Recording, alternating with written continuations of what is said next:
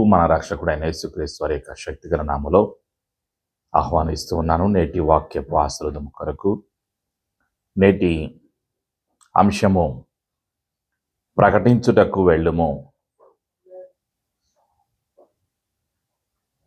Go to proclaim the good news. నేటి వాగ్దానము మత్తయి సువార్త 11:10. Today's promise is found in the book of Matthew chapter 11 verse 10. ఇదిగో నేను నా దూతను నీకు ముందుగా పంపుచున్నాను, అతడు నీ ముందర నీ మార్గమును సిద్ధపరచును. ఆమేన్. ప్రార్థన. యేసు రక్తము ద్వారా తండ్రి నీ సన్నిధికి వస్తున్నాము.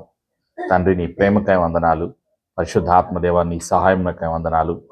ఇంతవరకు తండ్రి చేసిన మేళ్లను ఉపకారములను జ్ఞాపకం చేసుకోవటానికి, ఆరాధన చేయటానికి, ప్రార్థన విన్నపములు యేసయ్య నామములో చెల్లించడానికి సహాయము దయచేసినందుకు నీకు వందనాలు. నేటి వాక్యపు ఆశీర్వాదం కొరకు మేము సిద్ధపరచుండగా నీవే వినగలిగేటువంటి చెవులను, గ్రహించేటువంటి హృదయాన్ని, జీవితాన్ని వాక్యమునకు లోబడి సర్వలోకమునకు వెళ్ళి సర్వసృష్టికి సువార్తను ప్రకటించడానికి తయారు చేసి అభిషేకించి పంపుచున్నందుకు నీకు వందనాలు తెలియజేసుకుంటూ, ప్రతి అనుమానమును, ప్రతి చీకటి అధికారాన్ని స్థలం నుండి మా జీవితాలను పారదలుతూ యేసు రక్తంలో మా జీవితాలను ముద్రిస్తూ వాక్యపు వెలుగు, ఆశీర్వాదము, అభిషేకము కొరకు యేసునామంలో సిద్ధపడుచున్నాము తండ్రి. ఆమేన్. ప్రియమైనటువంటి సంగమా, ప్రభు అయినటువంటి యేసుక్రీస్తు వారు ఈ లోకములో నివసించినటువంటి కాలములో తన శిష్యులను పిలిచి చెప్పినటువంటి సత్యాలను ఈ సమయంలో మనం జ్ఞాపకం చేసుకుంటున్నాం. మత్తయి సువార్తలో 11వ అధ్యాయంలో మొదటి 12 వచనాల్లో రాయబడినటువంటి సత్యాలు. Today's passage is found in the book of Matthew chapter 11 versus 1 to 12. ఇక్కడ రాయబడినటువంటి సత్యాలు మనం ఒక్కసారి జ్ఞాపకం చేసుకుందాం. యేసు తన 12 మంది శిష్యులకు ఆజ్ఞాపించుట చాలించిన తరువాత వారి పట్టణములలో బోధించుటకును ప్రకటించుటకును అక్కడ నుండి వెళ్ళిపోయాను. క్రీస్తు చేయుచున్న కార్యములను గూర్చి యోహాను చెరసాలలో విని, రాబో వాడవు నీవేనా, మేము మరి ఒకని కొరకు కనిపెట్టవలెనా అని ఆయనను అడుగుటకు తన శిష్యులను పంపెను. యేసు వారిని చూచి, మీరు వెళ్ళి విన్న వాటిని కన్న వాటిని యోహానుకు తెలుపుడి. గుడ్డివారు చూపు పొందుచున్నారు, కుంటివారు నడుచుచున్నారు, కుష్ఠరోగులు శుద్ధులగుచున్నారు, చెవిటివారు వినుచున్నారు, చనిపోయిన వారు లేపబడుచున్నారు, వీధులకు సువార్త ప్రకటింపబడుచున్నది, మరియు నా విషయమై అభ్యంతర పడని వాడు ధనుడని ఉత్తరమిచ్చాను. వారు వెళ్ళిపోవచ్చుండగా యేసు యోహానును గూర్చి జన సమూహములతో ఇలాగు చెప్పసాగెను. మీరేమి చూచుటకు అరణ్యంలోనికి వెళ్ళితిరి? గాలికి కదులుచున్న రెల్లున మరి ఏమి చూడ వెళ్ళితిరి? సన్నపు బట్టలు ధరించుకున్న మనుష్యున? ఇదిగో సన్నపు బట్టలు ధరించుకుని వారు రాజగృహములలో నుందురు గదా. మరి ఏమి చూడ వెళ్ళితిరి? ప్రవక్తన? అవును గాని ప్రవక్త కంటే గొప్పవాణ్ణి మీతో చెప్పుచున్నాను. ఇదిగో నేను నా దూతను నీకు ముందుగా పంపుచున్నాను, అతడు నీ ముందర నీ మార్గమును సిద్ధపరచును అని యోహాను అని ఎవని గూర్చి వ్రాయబడెనో అతడే యోహాను. స్త్రీలు కనిన వారిలో బాప్తిజమిచ్చు యోహాను కంటే గొప్పవాడు పుట్టలేదని నిశ్చయంగా మీతో చెప్పుచున్నాను. అయినను పరలోక రాజ్యములో అల్పుడైన వాడు అతని కంటే గొప్పవాడు. బాప్తిజమిచ్చు యోహాను దినములు మొదలుకొని ఇప్పటి వరకు పరలోక రాజ్యము బలత్కారముగా పట్టబడుచున్నది, బలత్కారులు దానిని ఆక్రమించుకొనుచున్నారు. క్రీస్తు వారి వాక్యాన్ని మన జీవితంలో ఆశీర్వదించునుగాక. ఆమేన్. ప్రియమైనటువంటి సంఘమా, ఇక్కడ 12 వచనాల్లో రాయబడినటువంటి అనేక విషయాలలో కొన్నిటిని మనం జ్ఞాపకం చేసుకుందాం. మొదటిగా యేసు ప్రభు వారు తెలియచేస్తూ ఉన్నారు, శిష్యులకు తెలియచేస్తున్నారు. ఏమని తెలియచేస్తున్నారు అంటే, శిష్యులకి ఏం చేయాలో యేసు ప్రభు వారు తెలియచేస్తున్నారు. వాళ్ళు ఏం చేయాలి అంటే, వాళ్ళు సువార్తను ప్రకటించాలి, సర్వలోకానికి వెళ్ళి సువార్తను ప్రకటించాలి అని శిష్యులను బలపరుస్తూ వారి వెళ్ళాలి అని తెలియచేస్తూ ఉన్నారు. శిష్యులతో చెప్తూ ఉన్నారు. అదే సమయంలో బాప్తిజం ఇచ్చేటువంటి యోహాను చెరసాల్లో ఉన్నాడు. తన శిష్యులను పంపించాడు. యేసు ప్రభు దగ్గరికి బాప్తిజం ఇచ్చేటువంటి యోహాను తన శిష్యులను పంపి అడుగుతున్నాడు. ఏమని అడుగుతున్నాడు అంటే, క్రీస్తు చేయుచున్న కార్యములను గూర్చి యోహాను చెరసాలలో విని, రాబో వాడవు నీవేనా, మేము మరి ఒకని కొరకు కనిపెట్టవలెనా అని ఆయనను అడుగుటకు తన శిష్యులను పంపెను. బాప్తిజం ఇచ్చేటువంటి యోహాను చెరసాల్లో ఉన్నాడు. కారణం, తను సత్యమునకు సాక్షిగా ఉండటం ద్వారా హేరోదు చేసినటువంటి తప్పును ఎత్తి చూపడం ద్వారా తను చెరసాలలో వేయించబడ్డాడు. ప్రియమైనటువంటి సంఘమా, తన శిష్యులను పిలిచి యోహాను యేసు ప్రభు దగ్గరికి పంపించి అడుగుతున్నాడు. ఏమని? రాబో వాడవు నీవేనా, మేము మరి ఒకని కొరకు కనిపెట్టవలెనా అని అడుగుతూ ఉన్నాడు. అంటే యోహానుకి ఒక సత్యం తెలుసు. ఏమిటి ఆ సత్యం అంటే, మెస్సయ్య రాబోతున్నారు, యేసుక్రీస్తు వారు రాబోతున్నారు. ఆయన వచ్చిన తర్వాత అద్భుతాలు చేస్తారు, ఆయన మానవులను విడిపేస్తారు, ఆయన మానవ జాతిలో ఉన్న పాపాన్ని తీసివేస్తారు, ఆయనే విమోచకుడు, ఆయనే రక్షకుడు అన్న సత్యం బాప్తిజం ఇచ్చేటువంటి యోహానుకు తెలుసు. అయితే తను తెలుసుకున్నటువంటి సత్యాన్ని దృఢీకరించుకోవటానికి, అది వాస్తవమో కాదు అని తెలుసుకోవటానికి, పరిశోధించటానికి శిష్యులను పంపించాడు. శిష్యులు యేసు ప్రభు దగ్గరికి వచ్చారు. యేసు ప్రభు దగ్గరికి వచ్చి తర్వాత వాళ్ళు అడుగుతూ ఉన్నారు. ఏమని? రాబో వాడవు నీవేనా, మేము మరి ఒకరి కొరకు కనిపెట్టవలనా అని ఆయనను అడుగుటకు శిష్యులను పంపాను. శిష్యులు వచ్చిన తర్వాత యేసు ప్రభు వారిని చూచి అంటున్నారు. ఏమంటున్నారు అంటే, మీరు వెళ్ళి విన్న వాటిని కన్న వాటిని యోహానుకు తెలుపుడి. గుడ్డివారు చూపు పొందుచున్నారు, కుంటివారు నడుచుచున్నారు, కుష్ఠరోగులు శుద్ధులగుచున్నారు, చెవిటివారు వినుచున్నారు, చనిపోయిన వారు లేపబడుచున్నారు, బీదలకు సువార్త ప్రకటించబడుచున్నది, మరియు నా విషయమై అభ్యంతరపడని వాడు ధనుడని ఉత్తరమిచ్చాను. వచ్చినటువంటి యోహాను శిష్యులకు యేసు ప్రభువు వారు ఏమని చెప్పారంటే, మీరు విన్నది, మీరు చూసింది మీరు వెళ్ళి చెప్పండి అని తెలియచేస్తున్నారు. ఆలోచన చేయండి. వాళ్ళు ఏమన్నారు? గుడ్డివారు చూపు పొందుకుంటున్నారు, కుంటివారు నడుస్తూ ఉన్నారు, కుష్ఠరోగులు శుద్ధులగుచున్నారు, చెవిటివారు వినుచున్నారు, చనిపోయిన వారు లేపబడుచున్నారు. అద్భుతాలు వాళ్ళు విన్నారు. యేసు ప్రభు వారు చేసిన అద్భుతాల గురించి, తర్వాత వాళ్ళు కళ్ళతో చూసినటువంటి ఆశ్చర్య కార్యాల గురించి శిష్యులు విన్నారు. విన్నటువంటి విషయాలను వాళ్ళు యోహాను దగ్గరికి వెళ్ళి చెప్పారు. అప్పుడు యోహాను చదివినటువంటి మోషే ధర్మశాస్త్రంలో రాయబడినటువంటి ప్రవచనాల నెరవేర్పు, యేసు ప్రభులు వారే అన్న సత్యాన్ని గ్రహించి వాళ్ళు చెప్పిన సాక్ష్యాన్ని విని చాలా సంతోషించాడు. చెరసాలలో ఉండి సంతోషించాడు. ప్రియమైనటువంటి సంఘమా, యోహాను ఎవరు? ప్రభు అయినటువంటి యేసు ప్రభుల వారికి 6 నెలలు ముందుగా పుట్టినటువంటి వ్యక్తి. ప్రియమైనటువంటి సంఘమా, ఈ యొక్క యోహాను పాపమును గురించి, పాప క్షమాపణ గురించి ప్రకటిస్తూ ఉన్నాడు. యోహాను యూదయ దేశం అంతటా కూడా పరలోక రాజ్యము సమీపించి ఉన్నది, మారు మనస్సు పొందుడని యూదయ అరణ్యములో ప్రకటించుచుండెను. మత్తయి సువార్త 3వ అధ్యాయంలో మొదటి 3 వచనాల్లో ఆ సత్యాన్ని చూస్తాం. యోహాను ఏం చేస్తున్నాడు? ఆ దినముల యందు బాప్తిజమిచ్చు యోహాను వచ్చి, పరలోక రాజ్యము సమీపించి ఉన్నది, మారు మనస్సు పొందుడని యూదయ అరణ్యములో ప్రకటించుచుండెను. ప్రభు మార్గము సిద్ధపరచుడి, ఆయన త్రోవలు సరళం చేయుడని అరణ్యములో కేక వేయునొకని శబ్దము అని ప్రవక్త అయిన యెషయా ద్వారా చెప్పబడిన వాడితడే. ఆమేన్. ఇది యోహాను చేస్తున్నటువంటి సువార్త. యోహాను తినేవాడో కూడా ఇక్కడ రాయబడి ఉంది 4వ వచనంలో. ఈ యోహాను ఒంటె రోమముల వస్త్రమును మొల చుట్టూ తోలుదట్టి ధరించుకొనివాడు, మిడతలను అడవి తేనెయు అతనికి ఆహారము.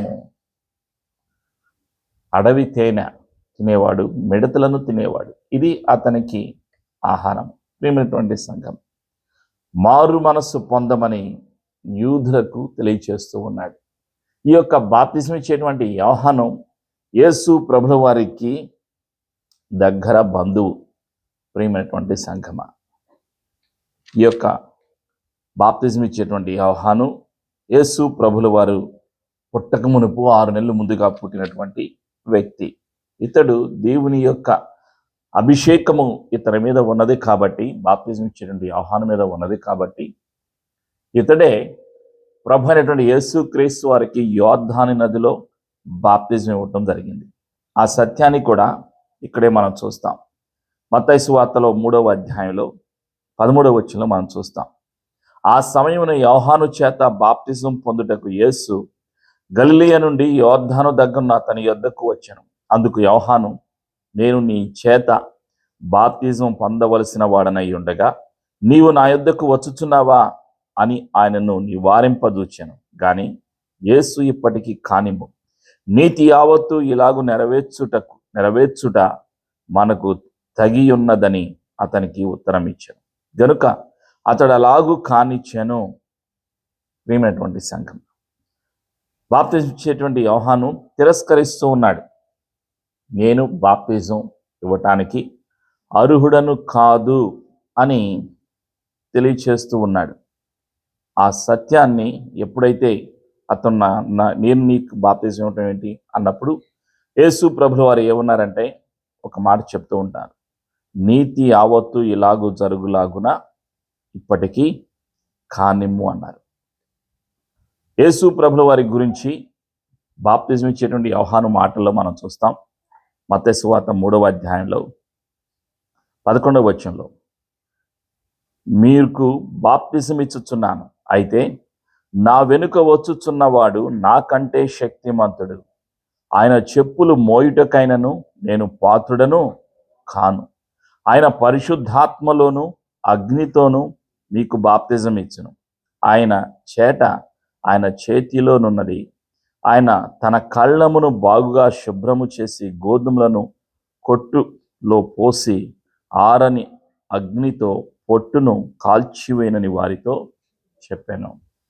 యేసు ప్రభుల వారి గురించి బాప్తిజం ఇచ్చేటువంటి యోహాను చక్కగా తెలియచేస్తూ ఉన్నాడు. యేసు ప్రభుల వారు శక్తిమంతుడు అని తెలియచేస్తూ ఉన్నాడు. నేను యోగ్యుడను కాదు అని చెప్తున్నాడు.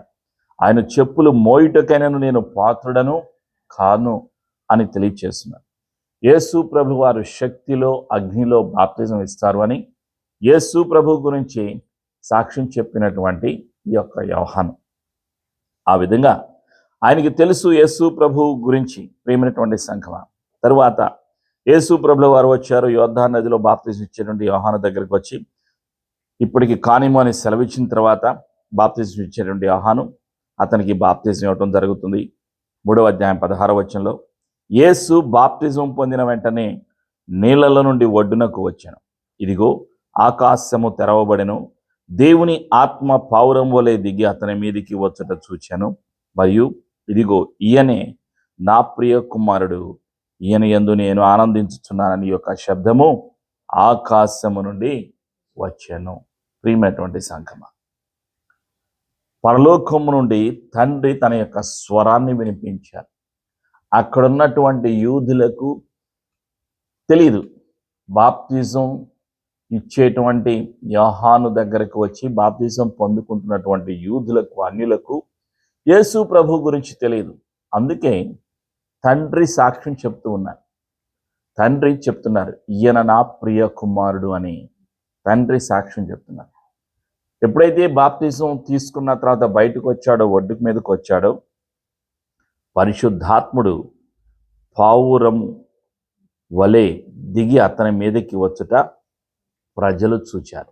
ప్రియమైనటువంటి సంఘం, ప్రజలు కళ్ళతో చూశారు, చెవులతో స్వరాన్ని విన్నారు.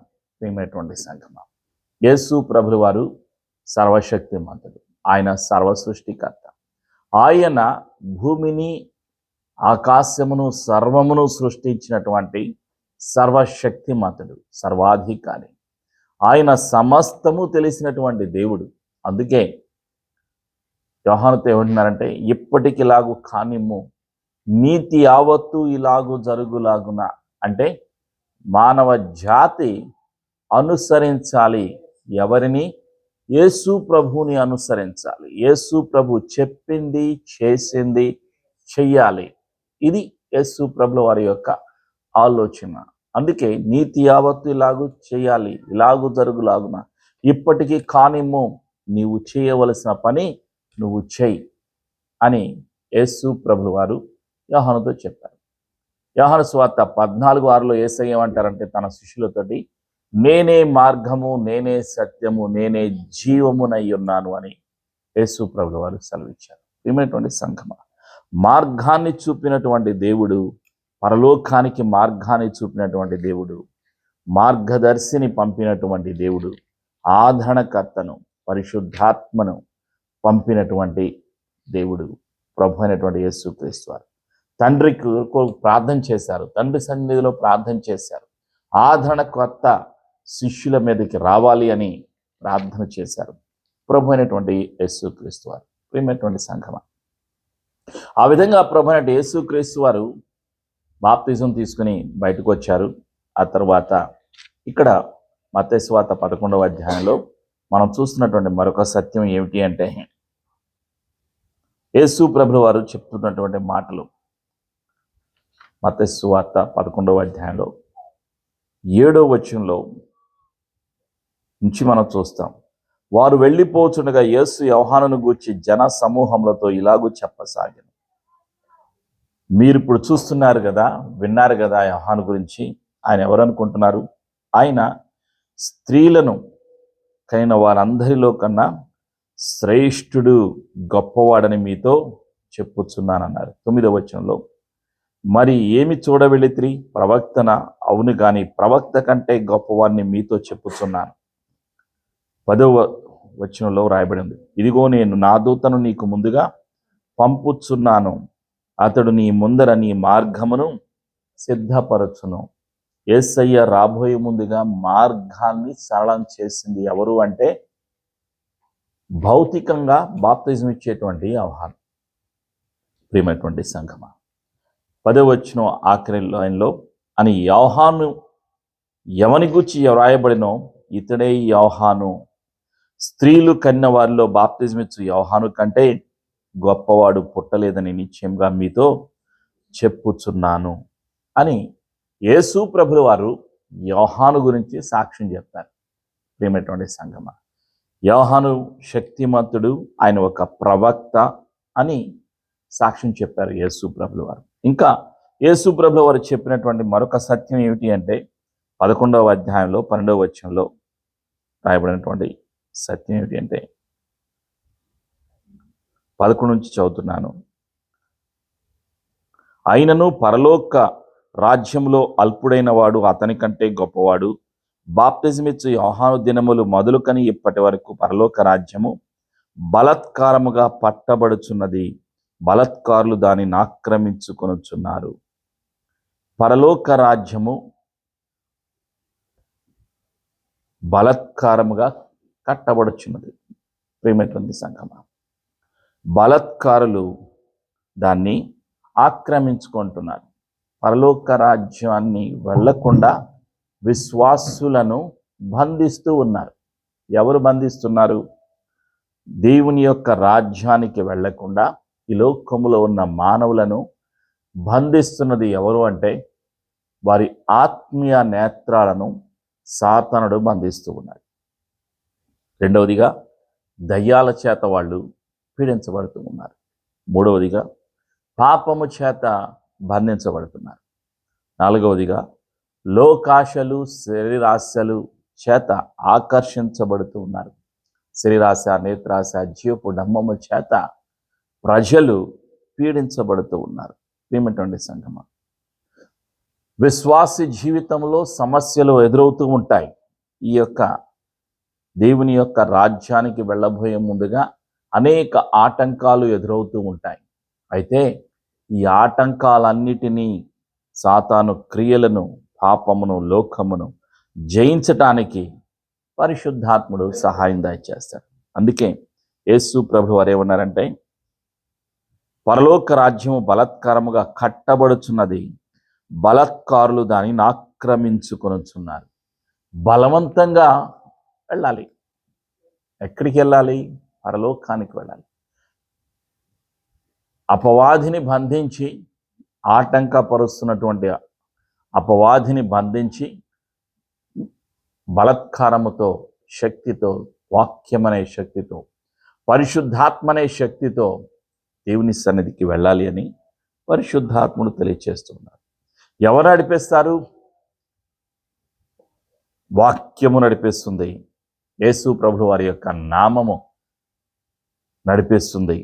సువార్త ప్రకటిస్తున్న ద్వారా ప్రజలు రక్షణలోకి వస్తారు. యేసు ప్రభు పరిశుద్ధ రక్తము ద్వారా విమోచన కలుగుతుంది. పరిశుద్ధాత్మ ద్వారా సహాయం కలుగుతుంది.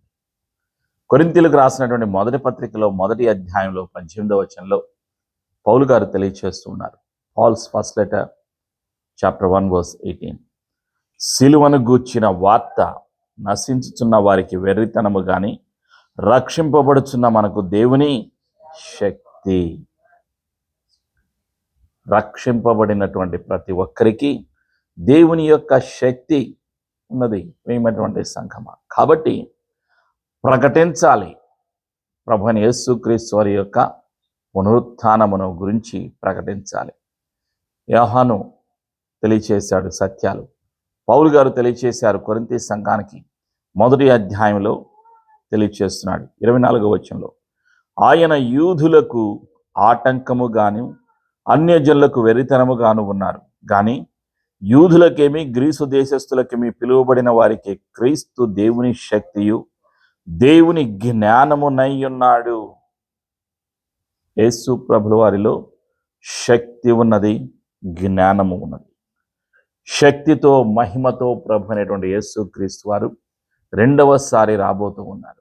ఆయన రాబోయే ముందుగా మనకి అప్పగించబడినటువంటి బాధ్యత, శిష్యులకు ప్రభు యేసు క్రీస్తు వారు సెలవిచ్చినటువంటి బాధ్యత.